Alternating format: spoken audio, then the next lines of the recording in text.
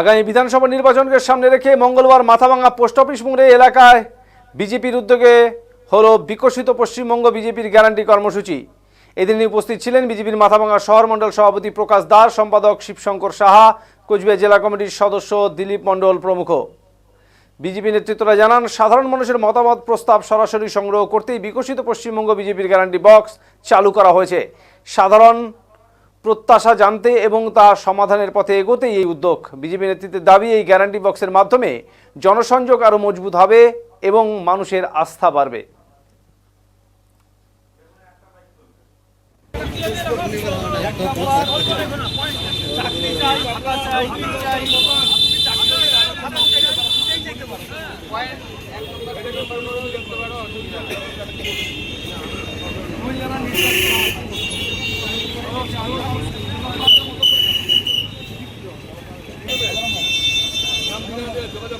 শিক্ষার জন্য কি চাই, স্বাস্থ্যের জন্য কি?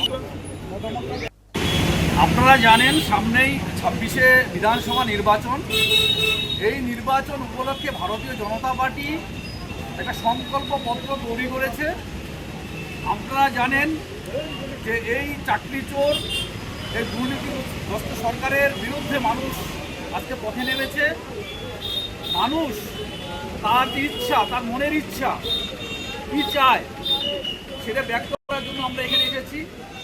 মানুষের কাছে আমরা যাচ্ছি, তাদের কাছে কার্ড দিচ্ছি, তাদের মতামত নিচ্ছি, তারা কি চায়। সামনে যে আমাদের ইস্তাহার হবে, সংকল্পপত্র হবে 26শে বিধানসভা নির্বাচনে, সেই সংকল্পপত্র কি হবে তার যে রূপরেখা, তার তৈরি করার জন্য আমরা সাধারণ মানুষের দ্বারে দ্বারে যাচ্ছি, তাদের মতামত নিচ্ছি যে আমরা এই সংকল্পপত্র কীভাবে তৈরি করব।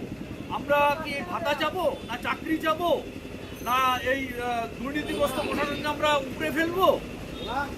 আর পশ্চিমবঙ্গের মানুষ সিদ্ধান্ত নিয়েছে আগামী 26শে নির্বাচন এই মমতা ব্যানার্জি সরকারের বিসর্জন হবে, এটা 100% শিওর। তো আমরা এই জন্যই আমরা মানুষের মতামত চাচ্ছি যে আমাদের সংকল্পপত্র কী হবে, মানুষের ইচ্ছা কী। বিজেপি তো ক্ষমতা আসবেই 100%, তার জন্য যে সংকল্প তৈরি হয় তার জন্য আমরা দ্বারে দ্বারে মানুষের কাছে যাচ্ছি।